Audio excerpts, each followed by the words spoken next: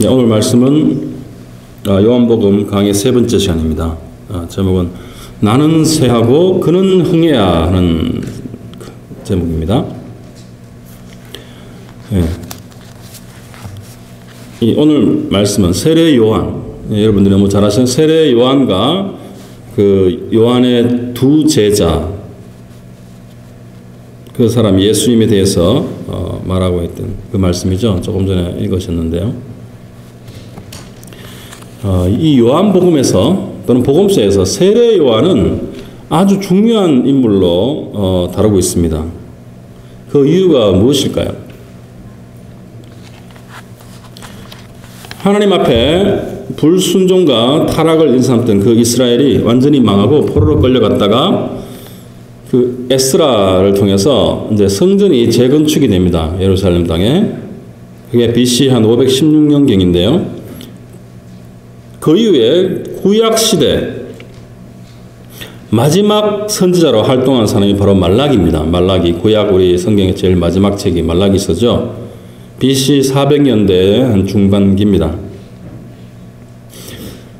자, 성전을 건축하고 사람들이 돌아오고 다시 그런 유대교가 재건되고 했는데 다시 그 유대교는 타락을 합니다. 타락을 하고 그 제사장들이 율법주의와 또한 형식주의에 빠지게 되죠.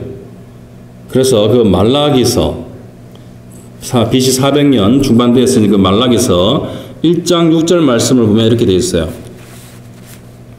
내 이름을 멸시하는 제사장들아, 나 만군의 여호와가 너에게 이르기를 아들은 그 아버지를 종은 그 주인을 공경하나니 내가 아버지일진데 나를 공경함이 어디 있느냐, 내가 주인일진데 나를 두려워함이 어디 있느냐 하나 너희는 이러기를 우리가 어떻게 주의 이름을 멸시하였나이까 하는도다. 하나님께서 이 말라기 선지자를 통해서 바로 하나님의 이름을 멸시하는 제사장들아 라고 부르죠. 예. 그만큼 또 그렇게 그 종교인들이 또 타락을 한 것이죠. 그 이후에 말라기 이후에 약 400년간의 그 긴 시간 동안 하나님께서 말씀을 안 하십니다. 침묵의 기간. 하나님은 선지자를 보내셔서 구약 때 말씀을 하셨는데요. 그전에는 많은 선지자들이 있죠. 우리 그 소선지서, 그 앞에 대선지서, 많은 그 구약의 선지자들이 있었는데, 바로 이 말라기 이후에, 하나님께서 선지자를 안 보냈습니다. 그러니까 이 400년이라는 게 얼마나 긴 세월입니까? 400년이라는 시간이 우리가 살면은 한 80년 쭉쭉 사는데요. 400년이라는 그 긴 시간 동안 하나님께서 말씀을 안 하시고 그 이스라엘 그 백성에 대해서 침묵하셨다는 겁니다. 그 긴 시간이 지난 다음에 바로 나타난 그 선지자가 바로 이 세례 요한인 것이에요. 그래서 이 세례 요한이 바로 회개를 외치고 그 요단강에서 이제 물로 세례를 주었을 때죠. 바로 이스라엘 백성들이 얼마나 큰 희망이 생겼겠습니까? 바로 선지자가 와서 다시 하나님의 말씀을 전파하기 때문에 큰 희망이 생기고, 그래서 사회의 그 지도층 사람들까지 와서 이 세례 요한에게 세례를 받았던 것입니다. 그래서 어떤 일이 일어났냐면 바로 그 당시 그 국가 권력의 권력뿐만 아니라 종교의 가장 핵심 세력이었던 그 예루살렘 산헤드린 공회라고 있죠. 주로 바리새인들. 그 바리새인들, 바로 국민의 모든 백성들의 그 종교 생활의 모델이며 또한 수호자며 그 모세 오경, 그것을 지키는 전사들이다라고 자기들을 스스로 칭했던 그 바리새인들, 바로 그 공회가 제사장들과 그리고 레위인들을 보내서 바로 이 요한에게 보내는 거예요. 보내서 이제 이런 물어보게 하는 것입니다. 도대체 당신은 누구냐? 라고 물어보는 것인데요. 자, 그것이 요한복음 1장 19절에서 22절에 이렇게 되어 있어요. 유대인들이 예루살렘에서 제사장들과 레인들을 요한에게 보내어 내가 누구냐 물을 때 요한의 정언이 이러하니라. 요한이 드러내어 말하고 숨기지 아니하니 드러내어 하는 말이 나는 그리스도가 아니라 한데 또 묻되 그러면 누구냐? 내가 엘리야냐? 그래 나는 아니라. 또 묻되 내가 선지자냐? 대답하되 아니라. 또 말은 누구냐? 우리를 보낸 이들에게 대답하게 하라. 너는 내게 대하여 무엇이라 하느냐라고 이제 이렇게 질문을 하죠. 왜 이런 질문을 하냐 그러면은 구약 성경 제일 마지막 책이 말라기서라고 말씀을 드렸고요. 바로 말라기서가 4장으로 되어 있는데 그 4장의 제일 끝에서 두 번째 절이 바로 5절인데요. 거기 이렇게 되어 있어요. 보라 여호와의 크고 두려운 날이 이르기 전에 내가 선지자 엘리야를 너희에게 보내리니 라고 되어 있어요. 네, 좀 보실래요? 다음 보내리니 이제 그렇게 선지자 엘리야를 하나님께서 보내실 것이다. 그래서 이렇게 이 세례 요한에게 당신이 이 엘리야냐라고 묻는 것입니다. 그런데 이 누가복음 1장 17절에 보면 이런 말이 있어요. 바로 그 잘 아시는 그 제사장 사가라라고 그죠? 그 바로 세례 요한의 아버지며 그 당대의 대제사장이었어요. 예, 그때 천사가 와서 이제 이렇게 얘기를 하죠. 그가 또 누가복음 1장 17절 그가 또 엘리야의 심령과 능력으로 주 앞에 먼저 와서 아버지의 마음을 자식에게 거스르는 자를 의인의 슬기에 돌아오게 하고 주를 위하여 세운 백성을 준비하리라. 엘리야 자체는 엘리야가 한생에서 다시 온 건 아닌데 바로 이렇게 얘기하죠. 엘리야의 심령과 능력을 가진 그러니까 바로 이 세례 요한이 바로 이 사람이라는 것이죠. 그리고 바로 메시아가 오기 전에 그 마지막 선지자가 세례 요한이다라는 것입니다. 자, 그래서 바로 이 요한이 이렇게 대답합니다. 마지막에 1장 23절이죠. 이르되 나는 선지자 이사야의 말과 같이 주의 길을 곧게 하라고 광야에서 예치는 자의 소리로다 하니라. 바로 자신을 광야에서 예치는 자의 소리다 라고 이렇게 얘기를 하는 것입니다.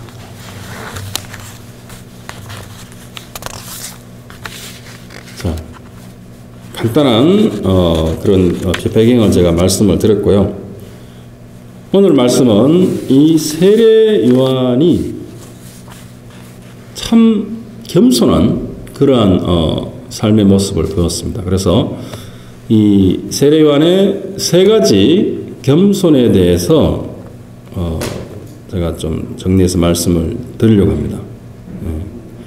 그리고 그 겸손이 어디에서 나오는지 그리고 우리 그리스도인들은 또 어떻게 살아야 되는지 그래서 오늘 그 말씀을 드리고자 하는데요.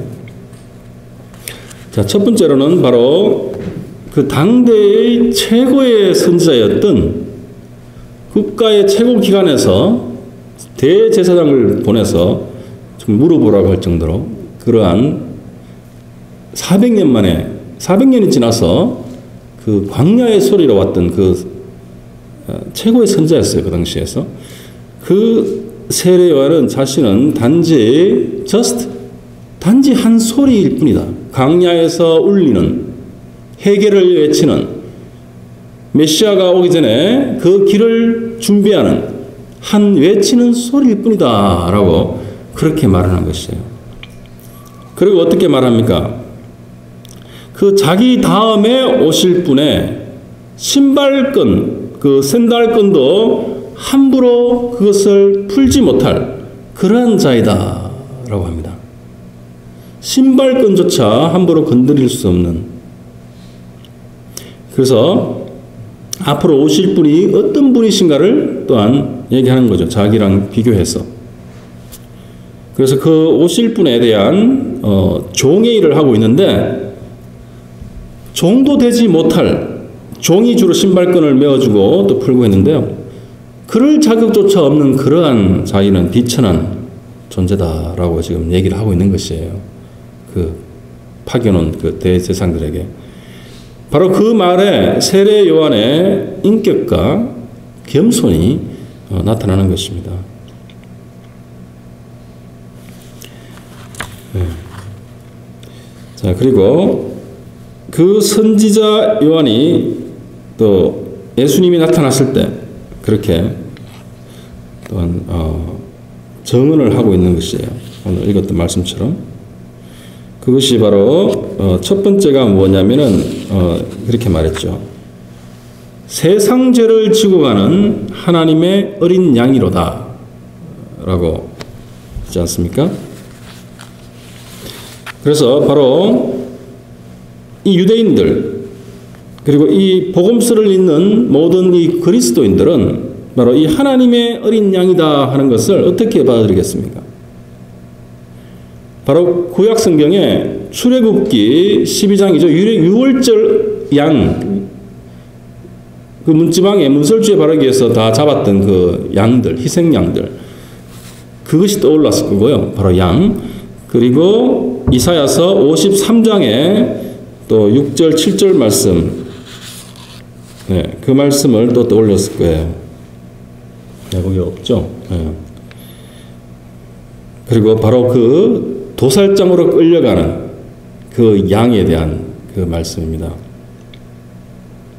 자, 그래서 그 하나님의 어린 양이라고 이 요한이 예수님에 대해서 그 메시아에 대해서 얘기했을 때 바로 그러한 배경에서 아마 이해를 했을 것입니다.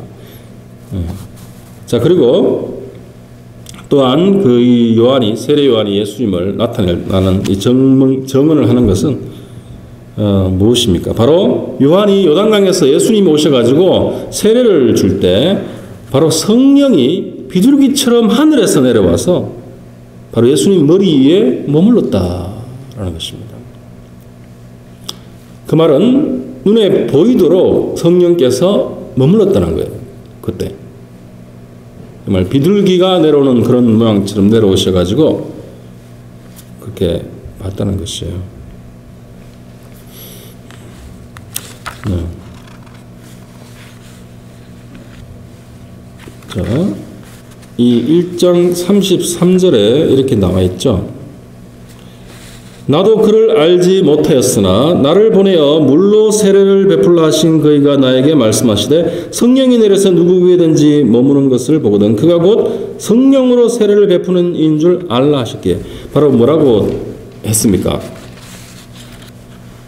나를 보내어서 이 세례요한을 보내어서 물로 세례를 베풀라 하신 그이가 바로 하나님이시죠. 성부 하나님. 성부 하나님께서 말씀을 하셨다는 거예요. 세례요한에게 직접 말씀하셔서 바로 성령이 내려서 그 위에 머무는 것이 보이거든. 그러니까 눈으로 볼 수 있도록 보이거든. 그가 바로 메시아라는 것입니다. 메시아고 또한 성령으로 세례를 베푸는 자이다 라고 지금 세례요한이 이렇게 증언을 하는 것이에요. 자, 이런 말 우리가 많이 읽었지만 왜 중요한 말씀일까요? 성령으로 세례를 베푼다는 것이 왜 그렇도록 중요한 것일까요? 물론 성령이 머물기 때문에 그 분이 바로 기다려왔던 그 메시아다라는 그런 의미도 있겠지만 바로 성령께서 머물고 성령으로 세례를 베푼다는 것이 바로 우리 죽어있는 그 영혼들, 모든 인간들이 영적으로 죽어있는데 그 영을 살리는 그 역할은 바로 그 성령이 하시기 때문인 것이죠. 세례 요한이 아무리 물로 세례를 준다 하더라도 그것이 그 영을 살리지 못한다는 것이에요. 그 영혼을 살리지 못하는데 바로 성령께서 임했고 성령이 그 머리 위에 있었고 그분은 바로 성령으로 우리를 세례를 주는 분이다 하는 것입니다. 그래서 바로 로고스이신 그 예수님의 그 말씀을 통해서 그 예수 그리스도를 믿게 될 때, 바로 그 유월절 양이 되신 지난주 말씀처럼 그 말씀이 육신이 되어서 그 사라크스, 피가 흐르는 그 살, 정말 고기 덩어리가 되어버린 그런 인간, 죄 많은 인간의 그 몸을 타고 갖고 이 땅에 오신 그 예수님이 희생양이 되어서 죽으신 것, 몸이 찢겨지신 것, 그것을 통해서 바로 성령으로, 믿을 때 성령으로 우리가 죽어있던 영을 살리시는 그러한 세례를 주실 분이 바로 이 예수님이다라고 지금 이 세례 요한이 지금 증언하면서 또한 확증하고 있는 것이에요.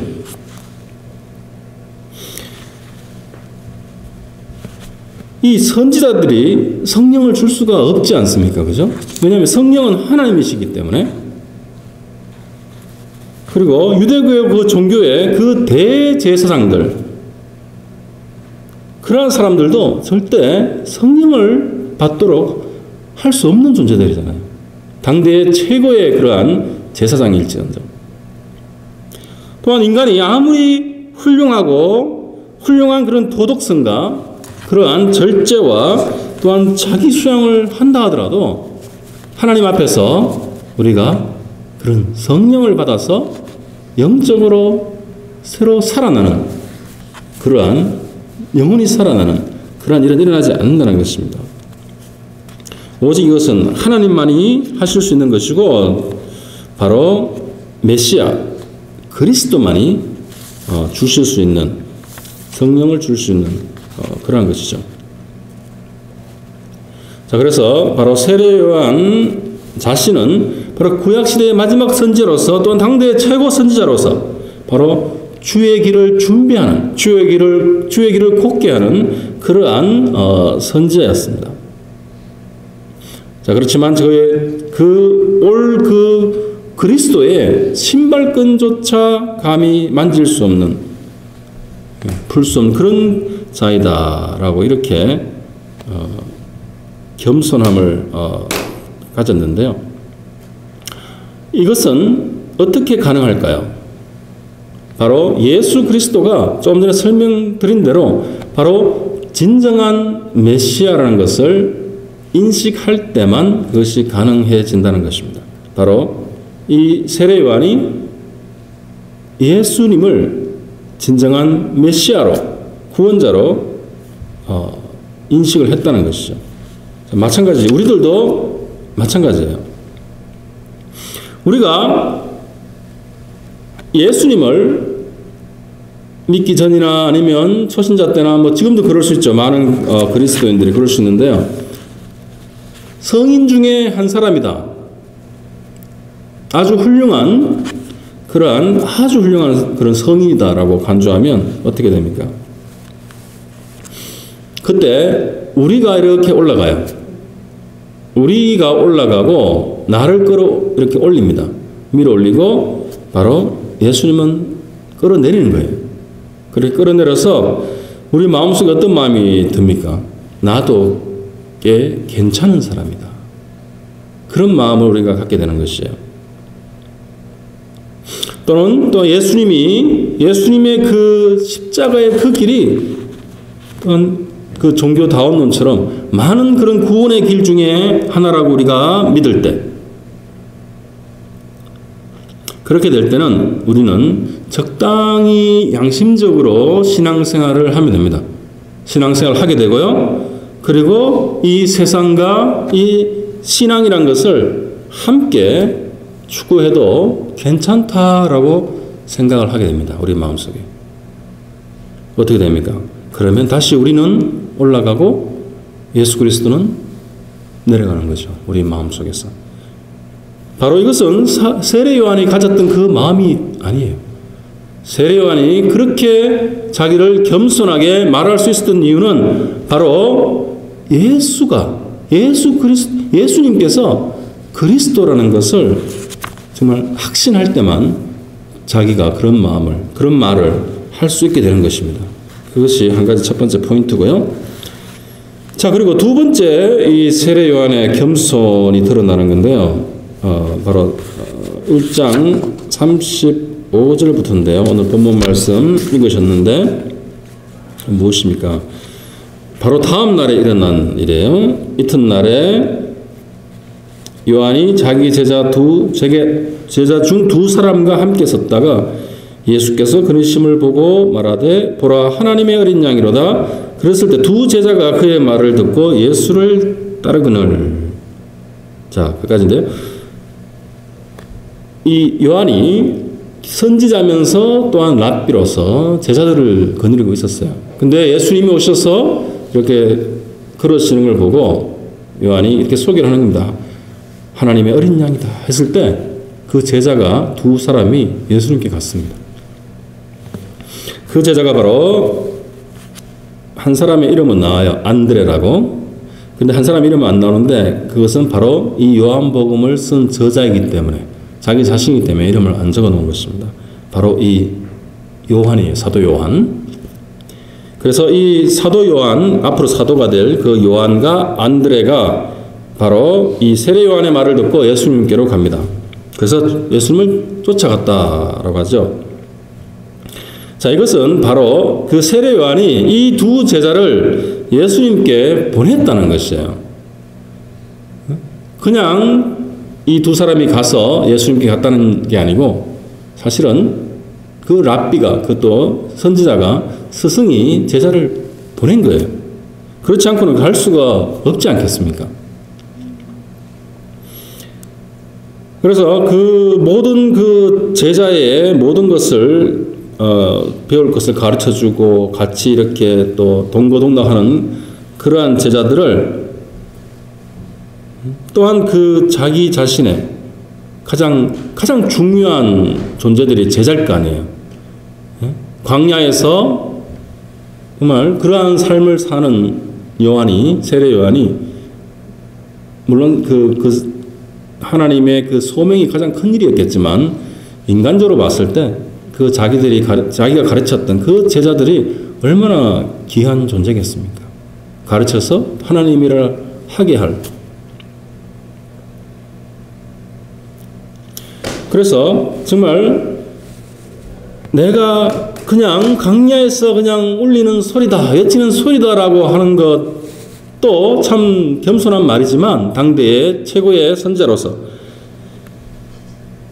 말은 돈이 안 들지 않습니까? 그죠? 말은 공짜다라는 말이 있는데 실제로 자기에게 가장 중요한 그러한 제자들을 보내는 것, 그것을 포기하는 것, 그리고 내려놓고 정말 기꺼이 가게 하고 가라고 한 거죠. 이것은 정말 하나님의 사람들만이 할 수 있는 것입니다. 하나님의 사람으로서 가장 그 궁극적인 그러한 성취, 우리 인생에서 이루어야 될 것이 바로 구원이고 우리가 천국문에 들어가는 것, 그것을 완성하는 것, 그래서 영원한 그 영광을 우리가 갖게 되는 것, 그것이 궁극적인 목표 또는 성취가 되는 거예요. 자, 그것이고 그러기 위해서 또한 그 삶의 목표가 하나님의 나라를 위해서 쓰임받는 것, 그것일 때 바로 그 중심이 거기에 초점이 잡혀 있을 때 바로 오늘 이 말씀처럼 세례 요한이 그렇게 자기의 그 귀한 두 제자를 기꺼이 가라라는 거예요. 저 메시아에 가서 배우고 이제 하나님의 일을 하게 하는 거죠.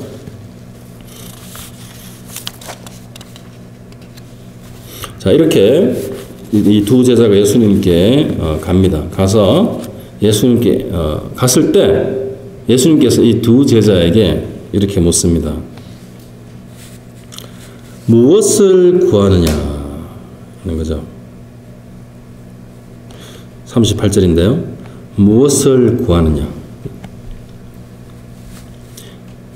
그래서 이 제자들이 랍비여 어디 계시니까 그래서 예수님 계신 곳에 가서 그게 거하면서 바로 예수님께 그런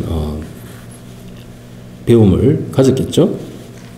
근데 바로 예수님께서 그 제자들이 두 제자가 왔을 때 요한에서 너희들이 무엇을 구하느냐?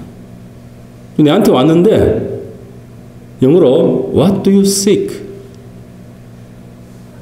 무엇을 seek이란 말은 찾는다 아니면 구도자 할 때 seeker죠. 무엇을 찾으려고 나에게 왔느냐? 무엇을 원하느냐? 이런 말일 수도 있고요. 무엇을 또한 추구하느냐? 그런 것입니다. 보세요. 그 두 제자 중에 그 한 명 요한은 나중에 야고보와 함께 그 음원들 통해서 그런 말을 하지 않습니까? 예수님께 예수님이 나중에 왕이 되시면 가장 높은 자리 한 자리씩 주셔가지고 그렇게 되도록끔 그걸 바라지 않았습니까? 내심? 그러니까 예수님께서 묻는 거예요. 너희들이 What do you seek? 나한테 온 목적이 뭐냐? 이유가 뭐냐? 아직 그 두 제자들은 뭘 몰랐던 것입니다. 뭘 몰랐던 상태에 다른 유대인들처럼 바로 그 로마의 그 강권 그 철통 같은 뭡니까? 철권 그 식민 통치 아래서 해방시켜줄 이전에 그 강력했던 그 다윗 왕국처럼 자신들을 해방시켜줄 그런 정치적인 메시아라 생각하고 갔던 것 같아요. 이때만 해도 바로 이 요한과 안드레가. 자, 그럼 제가 질문을 하나 드리겠는데요. 그렇다면 여러분들은 예수님을 따르기로 한 동기가 무엇이었습니까? 또는 지금 현재 예수님을 믿는 목적이 무엇입니까? 우리가 예수님을 알게 되고 복음을 듣게 되고 그렇게 될 때 정말 잘 믿어보겠다 또는 감격하고 순수한 마음으로 우리가 예수님을 믿게 되고 또 감격하게 되고 앞으로도 그러한 참된 그리스도인의 삶을 살아야 되겠다. 그렇게 하지 않습니까? 그죠?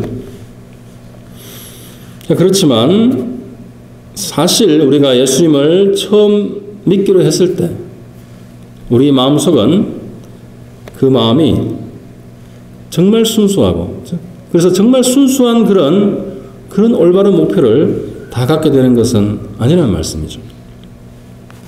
바로 우리 속에 여전히 그런 세상의 찌꺼기들이 많이 남아있는 것입니다.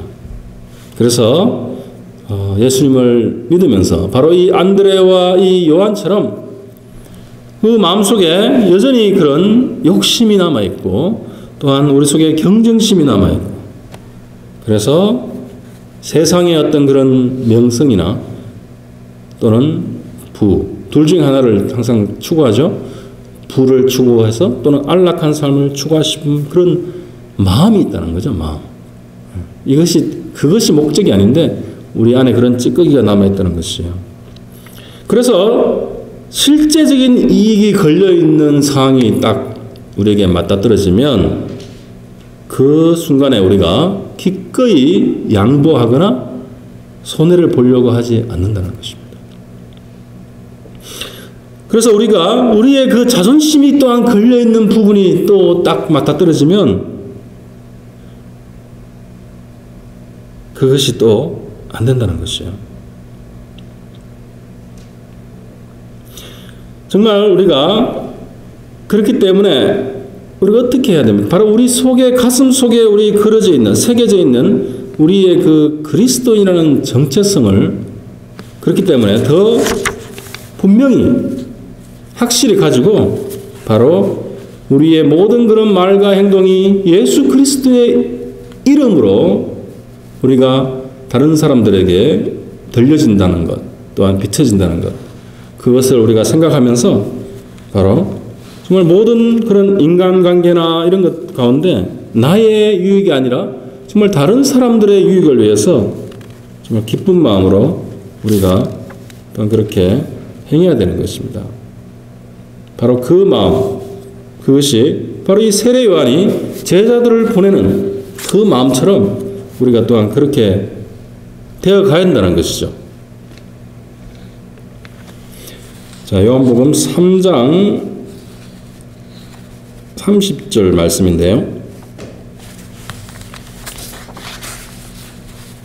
자, 26절, 세 번째 말씀입니다. 세 번째, 이제 요한의 겸손에 대한 것인데요. 이것이 가장 사실은 최고로 이 세례 요한이 그 겸손했던, 그 겸손함을 보였던 말씀이에요.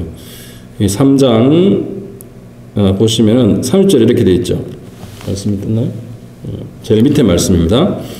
그는 흥하여야 하겠고 나는 쇠하여야 하리라 라는 것이죠. 예수님은 흥하여야 될 것이고 나는 쇠하여야 될 것이다. 쇠하여야 할 것이다. 자, 이런 말을 우리가 하기가 쉽습니까? 똑같은 거의 동시대에 사역을 했고 예수님이 물론 조금 이후에 사역을 시작하셨지만 자기의 그 모든 그 인생과 그런 사역과 그 선지자로서의 것을 나는 이제 쇠하여야 된다라고 그렇게 자기 입으로 얘기하는 것이 결코 쉬운 일이 아닙니다. 그 앞에 말씀 잠깐 보면은 26절에서 29절 말씀인데요. 그들이 요한에게 가서 이르되 납비여 선생님과 함께 요단강 저편에 있던 이 곧 선생님이 정언하시던 이가 세례를 베풀며 사람이 다 그에게로 가더이다. 요한이거든 그 많은 사람들이 높은 그런 관직에 있던 사람들, 바리새인들 이런 모든 사람들이 모든 사람들이 이제 다 예수님과 예수님 제자들한테 가는 거예요. 그래서 요한의 한 제자가 이렇게 요한에게 보고를 하는 것이에요. 자, 그럴 때 요한이 이렇게 말합니다. 그 다음 절이죠. 27절. 요한이 대답하여 이르되 만일 하늘에서 주신 바 아니면 사람이 아무것도 받을 수 없느니라 라는 것이에요.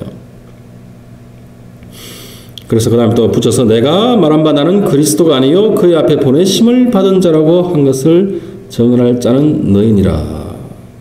다음 말씀. 신부를 취하는 자나 신랑이나 서서 신랑의 음성을 듣는 친구가 크게 기뻐하니 나는 이러한 기쁨으로 충만하였노라. 그렇게 말하는 것이죠.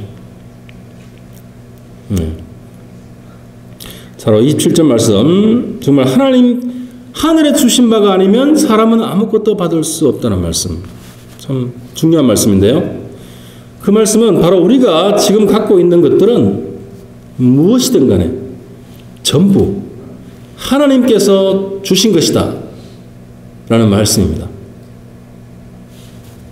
그렇게 인정하십니까? 네? 우리가 지금 어떻게 살아가든 또 정말 현재 우리가 이런 모습으로 또 우리가 옛날에 태어났고 우리 부모님한테서 또 자라났고 뭐 여러 가지 인생의 또 우여곡절 끝에 현재 이 순간 여기에서 이렇게 살고 있지 않습니까? 그 모든 것이 하나님께로부터 받은 것이다. 네, 그것이 다 하나님의 은혜이다 라는 말씀입니다. 그래서 고린도 교회에 보낸 편지 사도 바울도 이런 말을 했어요. 고린도전서 4장 7절 말씀인데요. 내게 있는 것 중에 받지 아니한 것이 무엇이냐? 내가 받았은즉 어찌하여 받지 아니한 것 같이 자랑하느냐? 사도 바울도 똑같은 말씀을 했습니다. 그리스도인은 우리의 모든 것이 하나님께로부터 받은 것이에요. 우리의 자녀, 우리의 직장 또는 우리의 이 능력, 우리의 모든 재능 그렇다면은 우리가 받은 것, 받지 않은 것에 대해서 뭐 불평할 이유가 전혀 없죠. 분명히 어떤 특별한 목적을 가지고 하나님께서 우리에게 주신 것이기 때문에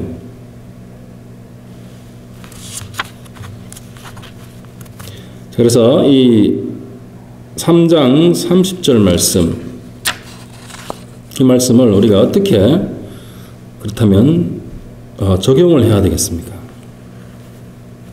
바로 그는 흥하여야 하겠고 나는 쇠하여야 하리라 한 이 말씀인데요.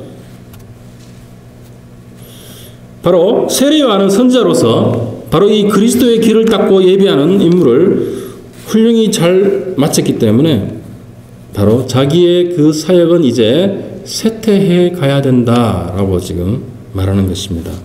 그리고 그것이 이러한 기쁨으로 충만하였노라 라고 하잖아요.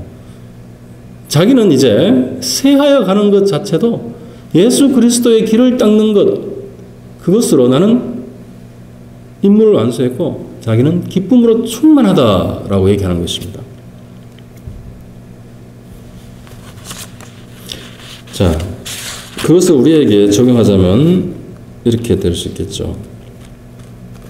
바로 우리의 인생, 우리가 성령이 거하시는 전으로서 우리가 바로 우리 안에서 성령의 역사는 커져가고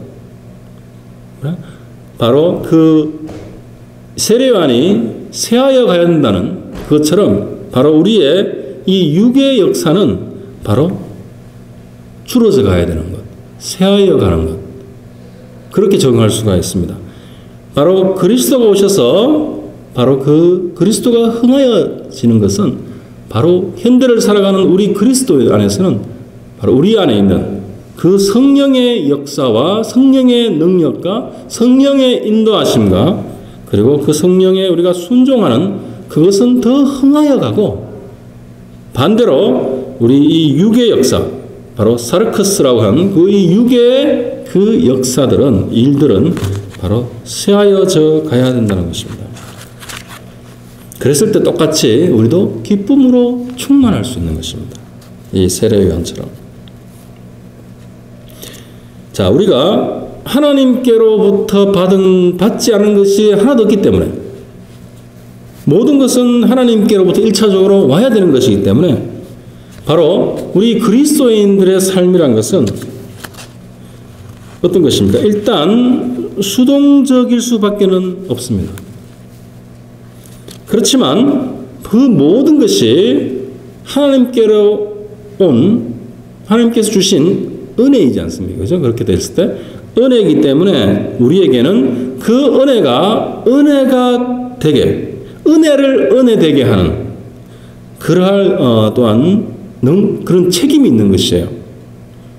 바로 하나님이 주신 그 모든 은혜를 은혜가 되게, 그것은 바로 우리가 능동적으로 그렇게 또한 살아야 될 책임이 우리에게 있는 것입니다.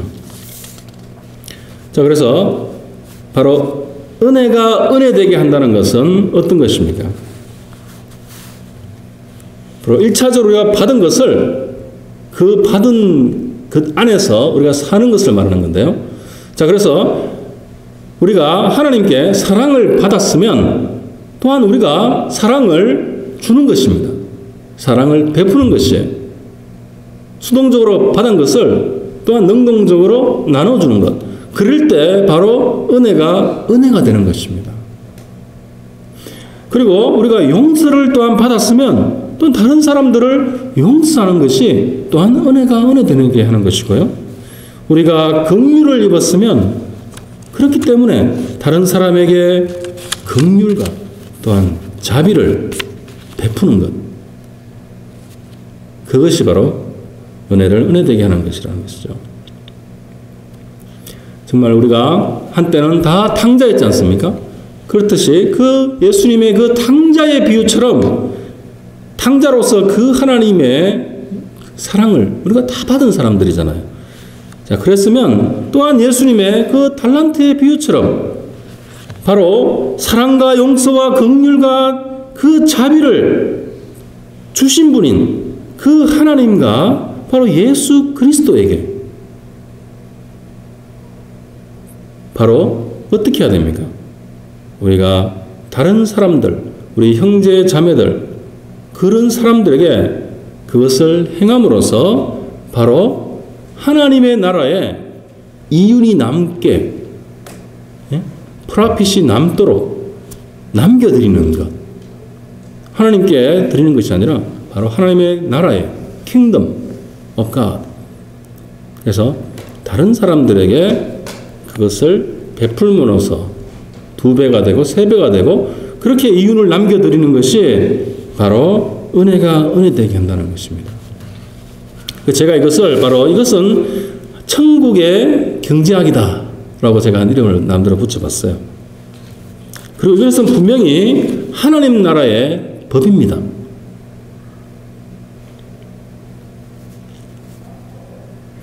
그것을 우리가 경제학을 그렇게 따르지 않고 하나님의 그 법칙을 따르지 않으면 바로 우리에게는 그리스도를 따라가는 그 기쁨 그리고 참된 그 삶 그것이 없거나 부족할 수밖에 없다는 것이에요.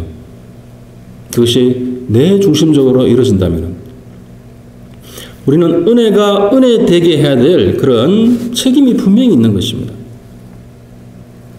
그런데 많이 이 그리스도인들이 정말 우리가 살다 겪는 그런 작은 손해들 또는 감정적인 그런 문제들 또는 우리가 겪는 그런 자존심에 받는 그런 상처들 그런 것에 우리가 참 민감하잖아요. 그것은 바로 제가 참 강조해서 여러 번 말씀드렸지만 아직도 우리의 그 옛사람을 그 자아에 습관적으로 우리가 끌려가는 것이에요. 습관적으로 끌려가서 그것을 좋아하고 있기 때문인 것입니다. 좋아한다는 것이에요. 그것을 은근히 좋아하고 있기 때문입니다. 우리 속에 남아있는 그 습관 때문에. 제가 지난주에도 그 사랑에 대해서 마지막에 말씀을 드리면서 바로 그 로고스 안에 있는 그 생명이 바로 사랑이다라고 말씀을 드렸습니다. 바로 그 사도 요한이 우리가 사랑함으로써 사망에서 생명으로 옮겼느니라 하는 바로 그 생명, 빛 그 자체가 사실은 사랑이거든요. 그래서 오늘 말씀을 제가 준비하면서 이러한 생각을 하나님께 주셨는 것 같은데요. 사랑함과 이 좋아하는 것의 차이가 뭘까라는 생각을 해봤습니다. 그래서 좋아한다는 것, 다른 말은 애착이 가는 것들이 있겠죠. 사랑과 좋아하는 그 차이는 뭐냐면 바로 우리가 무엇을 좋아한다고 할 때는 그 좋아하는 것에서는 책임이 없습니다. 책임을 질 필요도 없고요. 그래서 우리가 어떤 연예인을 좋아한다든지 어떤 다른 사람들을 그냥 좋아한다고 했을 때는 그게 책임이 따르지 않습니다. 왜냐하면 좋아하는 것은 자신의 만족과 자신의 행복을 위한 것이거든요. 그래서 많은 그리스도인들도 교회 안에서 바로 이런 좋아하는 그런 관계, 그러한 신앙에 머무는 경우가 참 많이 있습니다. 내가 저 사람은 참 내가 좀 좋아해. 내가 호감이 가. 근데 저 사람은 또 이런 행동이나 말들이 마음에 안 들어. 이런 식으로 내가 좋아하고 좋아하지 않는 호불호 그러한 단계에서 머무는 경우가 많아요. 그러한 사랑 안에는 책임을 지지 않죠. 그렇지만 사랑이란 무엇일까? 사랑을 한다는 것은 그 안에 분명히 책임이 따릅니다. 그래서 우리가 자녀들을 사랑한다고 했을 때는 그 부모로서의 그 책임이 그 안에 항상 같이 가는 거예요. 그리고 부부 사이에도 우리가 사랑한다고 했을 때는 부부 안에서 또한 우리가 지켜야 될 그 책임이 분명히 있는 것입니다. 그렇듯이 바로 우리 교회 안에 형제 자매들 안에도 우리가 서로 사랑해야 되느니라 했을 때 그 안에 분명히 또한 책임이 따르는 것입니다. 그리고 그 좋아하는 것이 자신의 만족과 행복을 위한 것에 반해서 사랑하는 것은 바로 우리가 사랑해야 되는 대상, 사랑을 받아야 되는 그 대상이 행복을 누릴 때, 그때 우리가 같이 행복해지는 것입니다. 같이. 그 사람들과 함께, 그 자녀든 또는 배우자든 또는 교회 형제 자매든 또는 우리가 교회 밖에서 우리가 사랑하려고 하는 사람들일 수도 있고요. 그 대상이 되는 그 존재가 행복할 때 우리가 같이 우리가 행복해지는 것. 그 상대방은 막 괴롭고 막 힘들고 그런데 나는 괜찮아, 또 나는 행복해 라고 하는 것은 있을 수 있는 일이 아닙니다.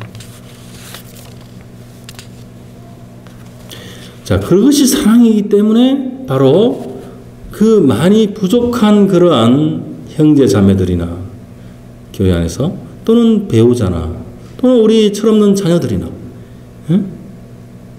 그것이 사랑이기 때문에 우리가 사랑할 수 있는 것이에요.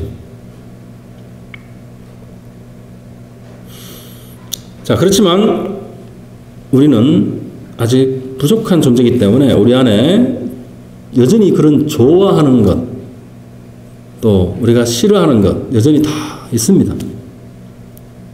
자, 그렇지만 바로 그러한 것이 남아 있을지언정 우리 그리스도인들의 그 모든 그런 말과 행동과 그런 마음이 우리가 좋아하는 것, 싫어하는 것, 그것에 따라서 흔들리고 또는 우리의 마음이 식어버리고 차갑게 되어버린다면 그것은 정말 어떤 유아적인 사랑이에요.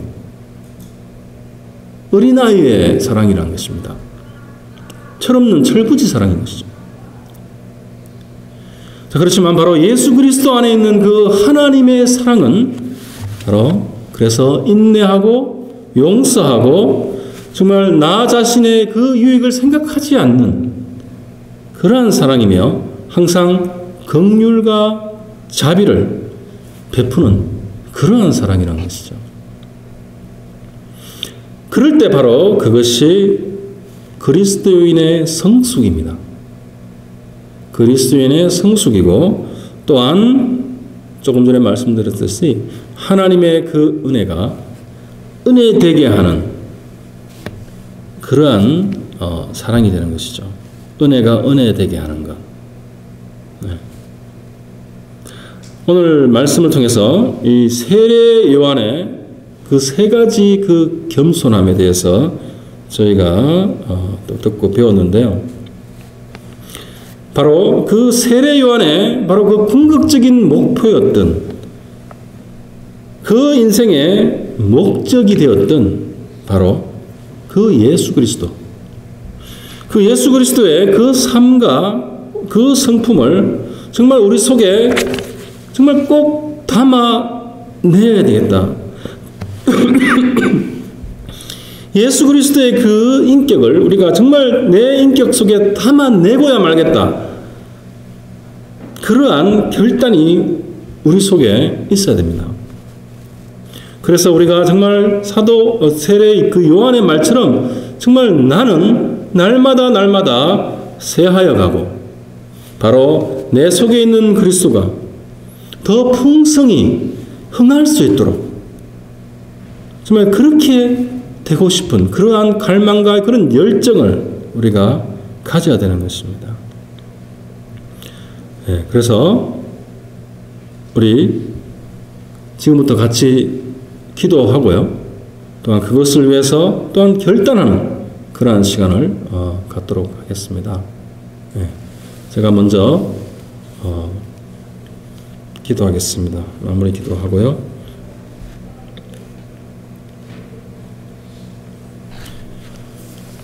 하나님 아버지 감사드립니다.